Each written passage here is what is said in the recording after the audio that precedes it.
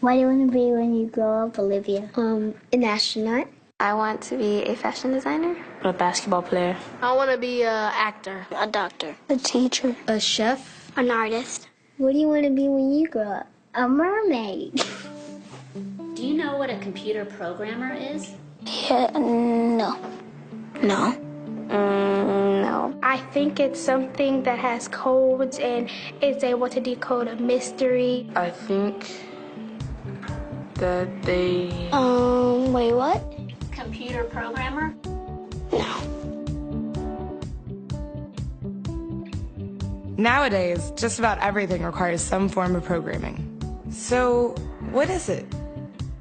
Programming is basically explaining to a computer what you want it to do for you. When you're programming, you're teaching possibly the stupidest thing in the entire universe, a computer, how to do something. Programming is one of the only things in the world that you can do where you can sit down and just make something completely new from scratch, you know, whatever you want. It's really not unlike kind of playing an instrument or something, or playing a sport. It starts out being very intimidating, but you kind of get the hang of it over time. Coding is something that can be learned, and I know it can be intimidating. A lot of things are intimidating, but what isn't? A lot of the coding that people do is actually fairly simple. It's more about the process of breaking down problems than sort of coming up with complicated algorithms as people traditionally think about it. Well, if it's fairly simple, why aren't there more of us doing it?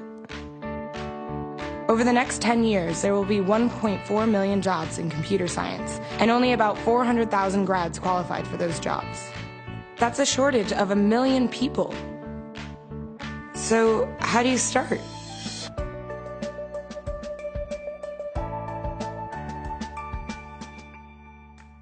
I was obsessed with maps when I was a kid, and cities specifically. So I taught myself how to program. I had a very clear goal of what I wanted to do, which is to see a map of the city on my screen and play with it, put things on the map, move things around the map, see what was happening in the city, how it worked, how it lived, how it breathed. The best early thing was actually using software to decide when the classes in my school would meet, and that put me in a position to decide which girls were in my class. The first program I wrote asked things like, what's your favorite color? Or how old are you? I first learned how to make a green circle and a red square appear on the screen. The first time I actually had something come up and say, hello world, and I made a computer do that. It was just astonishing. When I finally learned a little bit of programming, that blank wall resolved into a bunch of doors. And you open them, and finally you start to open enough doors that the light comes in.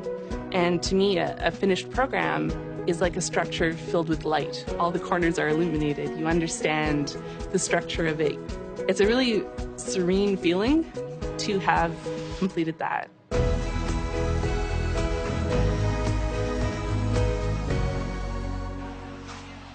It took me some time to realize that creating things with your hands or creating code, creating programs, is just a different way to express creativity.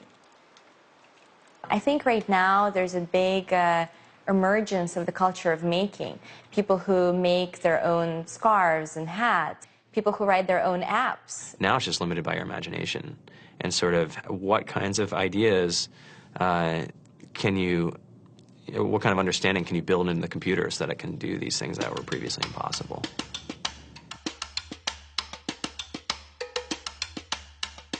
All great things are built in teams when you collaborate with other smart people. You're testing your ideas, you're stimulating each other. That's what makes us successful. It's not some flash of brilliance by somebody who then codes 24 hours a day for 3 weeks. It's what happens, the magic happens when we're all on the same page, collaborating and building something together. There's a much greater need in the world for engineers and people who can write code than there will ever be supply. And so we all live these very charmed lives. To get the very best people, we try to make the office as awesome as possible.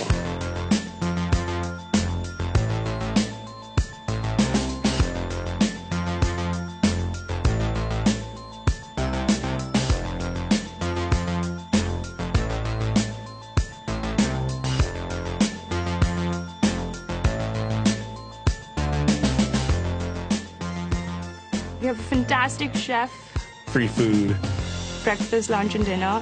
free laundry, snacks, even places to play and video games and scooters. There's all these kind of interesting things around the office and places where people can play or relax or go to think or play music or be creative.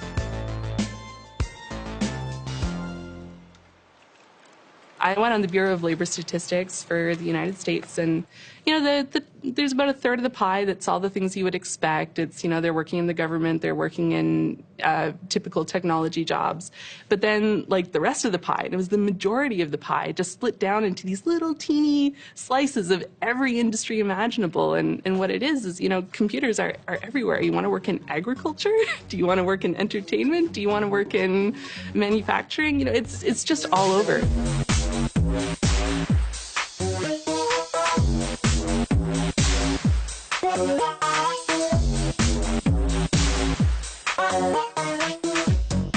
Here we are, 2013. We all depend on technology to communicate, to bank, information, and none of us know how to read and write code. So you guys, what else? Who else has an idea of what we can change with our programming? What else can we do? Tiffany? What I saw my students take away from using Scratch and programming in our classroom is that they were willing to push through problems. It really builds critical thinking, it builds problem solving, and it's something that they can then apply to math in the classroom or their reading skills. We integrated science with this programming, and I saw my scores go up 30%. When I was in school, I was in this after-school group called the Whiz Kids. And when people found out, they laughed at me and, all these things. And I'm like, man, I don't care. I think it's cool. And, I'm learning a lot. And some of my friends have jobs. It's important for these kids. It should be mandatory to be a citizen on this planet, to read and write code. I just think you have to start small, right? And I think that's one of the biggest misconceptions about computer science and programming overall is that you have to learn this big body of information before you can do anything. You don't have to be a genius to know how to code. You need to be determined. Addition, subtraction, that's about it. You should probably know your multiplication tables. You don't have to be a genius to code. Do you have to be a genius to read? Do you have to be a genius to do math? No. No. I think if someone had told me that software is really about humanity, that it's really about helping people by using computer technology, it would have changed my outlook a lot earlier. Whether you're trying to make a lot of money or whether you just want to change the world, computer programming is an incredibly empowering skill to learn. To be able to actually come up with an idea and then see it in your hands and then be able to press a button and have it be in millions of people's hands. I think we're the first generation in the world that's really ever had that kind of experience. The programmers of tomorrow are the wizards of the future. You're going to look like you have magic powers compared to everybody else. I think it's amazing. I think it's the closest thing we have to a superpower. Great coders are today's rock stars. That's it.